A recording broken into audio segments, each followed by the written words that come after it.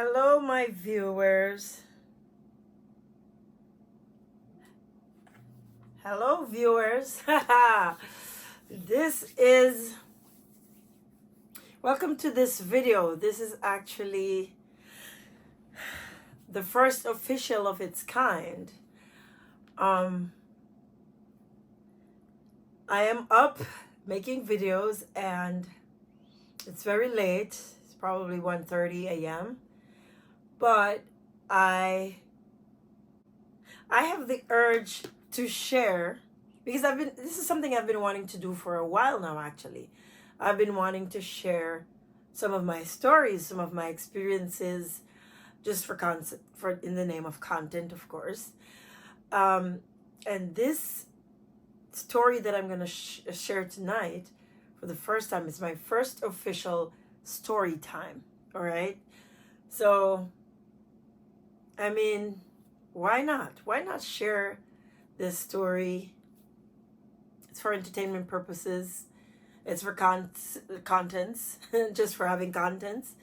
I mean, yeah, I don't know what else. But it's my first official story time. I think I did a story time one time before. I don't quite remember what it was about, but I don't feel like that was a real story time. This is the story time. This is the story. Now I have my laptop in front of me, just so I can be reminded of little bits and pieces of information if necessary, if I don't remember. So I will remember as I go along. And this is going to be the first of a few stories that I will be sharing because I have quite a few interesting stories to share on here. Okay, so yes, welcome to my first story time. Great. Now, this story time is about an experience I had at the airport. Okay, so this is about how I was suspected for drug trafficking back in the year 2012 at the MBJ airport, Sangsters International Airport in Jamaica back in, no, not 2012, sorry, that was a mistake. Back in 2013, January, or it might have been February 2013. Now, like I said, I'm going to share as I remember, and I'm going to just remember as I go along. So, yes, let's see how this is going to go. It's been a hot minute. It's been like 10 years. So, I don't know. My brain wasn't holding on to that much of information from that experience because, I mean, I don't know if it's that important for my brain to just hold on to every bit of detail. Yeah, let me get straight into the juicy details because, oh man, this is an experience that I will never forget nonetheless. It is one travel experience that I will never, ever forget. I remember getting ready, heading to Montego Bay and BJ in Jamaica to board my inbound flight destination, Brussels. Now, Brussels is the hub. It's an airport. It's a hub airport set in the heart of Europe. Now, back in the day, those who know, I was a very frequent flyer. I mean, prior to migrating to Belgium, I was traveling between Europe and even the US on average 3 or 4 times a year, maybe 5 times in some instances. So flying was not new to me. Now, on this particular day, I arrived at the airport. It was an afternoon. Now, I went to the airport as any normal person who has to take a flight would do. But in my case, I'm always late, period. So in my case, I had to just go directly to my relevant check-in desk. Now, on this day, they were having the narcotics police were out doing their routine checks. This is not something I experience all the time, but quite a few times in my whole history of traveling, yes, I've had to deal with the narcotics. And those stories will come in other videos, but they will come for sure with my experiences with the narcotics. Now, so I went to the check-in line as usual, and the officers were there, and I was spotted, and they checked my suitcase. Now, after opening my suitcase, of course, you have to stand there and you have to witness and you have to watch, because you want to make sure you're paying attention when your suitcase or your personal belongings are being checked by the narcotics police. This is something that is very important, that you stand and pay attention, and of course, for obvious reasons. Now, so I was there, and they were doing the routine checks, and the officer opened. I can't remember if it was a male or female who opened my suitcase and was checking inside. But all I remember, like I said in the beginning, I will just explain as I go along, as I remember. Now, they reached at a point where I was pulled out of the line to get further checks and further scans. Okay? So I was pulled out of the line. Now, I cannot remember if my suitcase was checked on the flight. I can't remember if my suitcase was checked on the flight. Well, I think my suitcase was checked on the flight. I managed to go to the check-in. I'm not even sure, but I think it makes sense that I was checked in on the flight, and then afterwards I was taken at the back, at the room where they do the extensive scanning. But before I was checked in, I remember the officer taking my passport, and I was interrogated for a little bit there. And he was going through my passport, and obviously he saw how frequently I was traveling to Europe, because at that point I was not yet traveling to the US. So he saw how often and how frequent I was flying to European countries, especially. And I think that's where the red flag was raised. I think that is why he pulled me out of line, because obviously there wouldn't have been any drugs in my suitcase for him, any physical drugs for him to find. So I think he suspected me, if I'm remembering well, due to the frequency of my flying history. Now, so I was checked in on this flight. I was brought to this room. So my suitcase is gone, and I only have my personal in-flight personal belongings with me. Now I went to this room, and there were obviously female officers, because I think it is law that the females, when it comes to the deeper and more extensive body scanning, is the females who did that. So I went to this room, and there was a female officer. I don't remember how many of them were there, but I remember I was patted down, and I was swabbed. I'm trying to remember. I was swabbed, and I did this cocaine test. All I remember is that I did this cocaine test, and they shake this liquid, and then it returned I think like turquoise or something. It was positive for cocaine or something to that effect. It was kind of a tedious process though, but all I remember is that my test came back positive after I did the test in that room. Now, I was, of course, in shock, because I know I am not a drug mule. I am not a carrier. I've never done it. I've never done it prior to that. I was not doing it on that day for sure, and I never did it at any point in my life. Now, on this day for sure, I knew that test must have been inaccurate, because I know I wasn't carrying any cocaine, and I had no dealings with cocaine for the damn thing to come back positive. Now,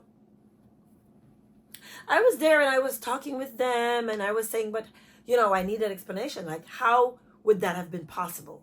How would it be possible for me to test for cocaine positively when I know, and I know I wasn't out of my mind, I know from heaven to earth, as sure as the sun was, that I was not trafficking drugs. Now, anyways, they were there, and eventually they said, okay, we're going to take you to the Cornwall Regional Hospital, which is Montego Bay, in that same city where the airport was. And this hospital is about, if I'm being correct, maybe 30 minutes from the airport, depending on traffic. Yeah, depending on traffic, it's more or less 20 to 30 minutes to get to the Cornwall Regional Hospital where they were taking me. So anyways, I went. I cannot remember if I was in handcuffs. I do not remember if they put me in handcuffs, but I was escorted as expected, and I was taken out, and I was put in the car, and we headed to the hospital where I was brought to for further testing. Yeah, so we ended up arriving at this hospital where I was brought to do the computed tomography, which is the CT scan. And of course, there was a waiting period, and I had to change and put all the necessary steps that you would have to do to go inside of this big machine to do the scan. And I waited, and then it was my turn, and then I went through, and of course, came back that there was nothing detectable. There was no drugs detected in me. There was absolutely nothing inside of me that would indicate that I'm trafficking, or I'm a mule, or I'm trafficking drugs, or I'm a drug mule. Which was no surprise to me, of course. I don't know. Maybe it was a surprise. Maybe it was a surprise to the police officers who were there with me, because I know that there couldn't have been anything inside of my system, because I know I'm not trafficking drugs. So anyways, I got dressed.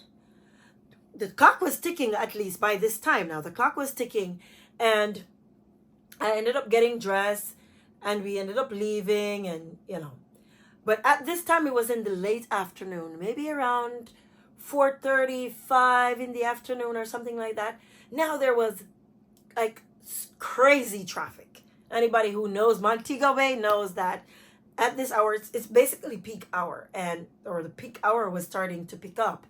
So the traffic was insane. Now at this point, we were in the vehicle, we were in the police car, and they were in a rush, because I was saying, am I going to be able, because all this time I was asking them, am I going to be able to catch my flight?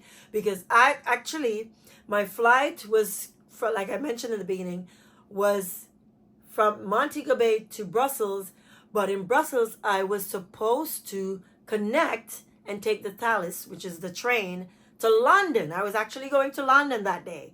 My final destination was not Brussels, right? It was easier for me to fly into Brussels rather than flying into England.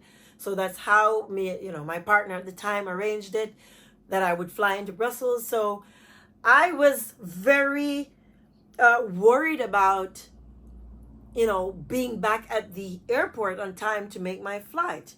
Because like I said, it made sense that I had checked in, because they didn't find anything physical. So they had to check my luggage on. Now, this time the traffic was crazy. They were in the traffic and we were not getting anywhere, and the clock was really ticking.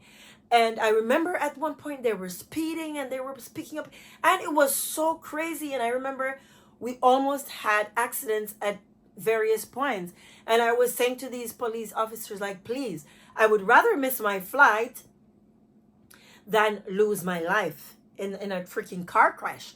Because they were hurrying, and I remember they were on the phone communicating with other officers who were on duty working back at the airport while we were on our way back from the hospital, and they were saying, I remember at one point someone was saying, "Mine gonna make the lady miss her flight. Mine gonna make the lady miss her flight, because of course, obviously, that would have been on them. They would have to buy my tickets back, my flight, my tickets from Montego Bay to Brussels, and they also would have to pay for my connection that I would have missed with the train from Brussels to London." So it was so crazy, and they were rushing, and it was like a piece of craziness, one craziness going on to get me back at the airport on time. Now, anyways, at this point, the flight would have long closed. The flight was closed, and the gate, like when we were about, I think, 10 or 15 minutes away from the airport, the gate was closed. But the flight wouldn't have been leaving quite yet. So I had a little bit of chance. And I remember there was an officer there. And when I finally got to the airport, they were running with me. And I was rushing and rushing. And I think they actually held the gate, right? Just a few minutes before they were really ready to close the plane. Because the gate is one thing when the gate is closed. But the doors of the plane were not quite yet closed. And I remember they ran, and I was the only person. And then they were, oh my God, it was so crazy. And we were running from downstairs, and we took the elevator, and we were rushing. And these two officers were there was a male and a female, and they were rushing me. And we had to literally be running through the airport just so, because the flight was actually just waiting for me for a little bit before they closed it. I think they had a little bit of time, because ordinarily, if the time was for them to depart was getting too late or too lengthy or too long, they would have to leave without me. But I think they held on a little bit just because of what the situation was at hand. It was for them necessary that I go to check because they suspected me. And of course, the police have to do what they have to do. They have to do their work. So they were holding it just for me. And I remember I ran, and then finally I made the flight. I finally made the flight, people. I was so happy. All of this for what? But I mean, I can understand, because even though I'm not sure what happened, why the cocaine test was positive. By the way, I remember the female officer saying to me at one point that if I am probably taking a certain medication, that sometimes that can happen, that it would show positive in some tests. And I more than likely might have been taking antidepressants at the time, because it's something that I take, back and forth throughout my life. And I feel like that is probably what gave it a positive reading. I'm not for sure, but all I know is that I can understand that the officers, the police has to do what the police has to do. They have to do their thing, because it was just mandatory test, mandatory routine, and they did what they had to do. And I mean, of course, I wasn't worried. I was a little bit nervous at some point throughout the whole process, because I'm trying to remember, like, what is it? How is it possible? Am I going crazy? Because I know for a fact that I have nothing to do with drugs. I'm not a mule. I'm not a trafficker. So how is it possible? And I was even nervous because it just didn't make any sense, and I didn't know what to expect, and I didn't know. And it was just really scary moment for me. It was my first experience, it was my first time experiencing something like that. So of course, anybody would be nervous to have, and it was a little bit embarrassing also to have the police escorting you through the airport. Like I said, I can't remember if I had cuffs on, but I don't think that would have been necessary, so probably not, because that wouldn't have been necessary for them to put cuffs on me. Like, for what? I don't think. No, I don't think. I really don't think I was wearing any cuffs, but it was just embarrassing. Both being in the airport, being escorted by the police at the airport, and also at the hospital. Can you imagine, with everybody just staring at you, because people are going to think, yep, another drug mule, you know? They're going to think that, not knowing that it's just the police and their suspicion and whatever, and their inaccurate cocaine test reading and whatever. But it was quite a crazy experience, to say the least. I ended up making my flight, you know, and off we went nonstop to Brussels. I ended up connecting, you know, with the train to go to London, but it was delayed. That was delayed. And, you know, it was delayed for, I think, an hour and an hour and a half or something like that. The train was delayed, but anyways, I ended up taking my trip with the train to London later that evening, which by that time it was very late in Brussels. Let me see. It was the next day, actually, because I would have gotten to Brussels the next day, and that was the day when I connected. So and off we went. I went to London, stayed at the Strand Hotel for 4 nights, and then I took the train back to Brussels, because my vacation was not entirely based in England. It was also coming back to here in Belgium and staying in Brussels. So it was so crazy, though. I've always wanted to share that story time, and I finally did it. Yay! I have about 2 or 3 other crazy experiences at the airport. I remember one for sure when I went to Florida, and how I was with the dog and sniffing up on me, and how I was suspected for marijuana that time. That's for another video, and that was also a very crazy experience. Oh my gosh. I've had some experiences while traveling, trust me, and I've really done some traveling in my life. Now, yeah, so I ended up enjoying my trip in London and came back here. I don't remember how long I spent here in Belgium when I came back from England, from London. But yeah, that was the story of my life. It was crazy, but it's just an experience, you know. And now I'm here to tell the story, to tell the tales. So I hope you enjoy. Like I said, this video was, you know, solely for entertainment purposes, you know, just for the sake of content and story time. So yeah, that was my story, guys, with my close brush with going to prison, I guess. Because if there was a positive reading for tongue twister, for cocaine, my gosh, I could have nearly ended up in prison for all I know. Jeez. But thank God it worked out how it worked out, and yes, it was what it was. It was what it was. Now, okay, thank you for watching this video, and I will see you in my next video, or yet in my next story time. Hope you enjoyed it, guys. Have a good one. Bye-bye.